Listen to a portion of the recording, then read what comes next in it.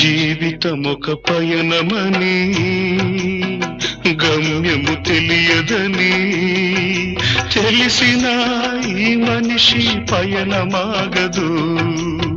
జననం ధర్మమని మరణం కర్మమని తెలిసిన జనన మరణ చక్రమాగదు. మరణం తథ్యమని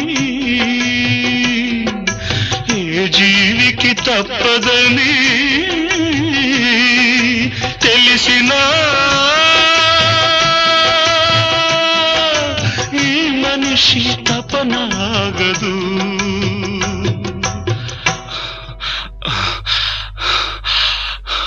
ఈ బ్రతుకు తపనాగదు. ఆగదు ఏ నిమిషము నీ కోసము.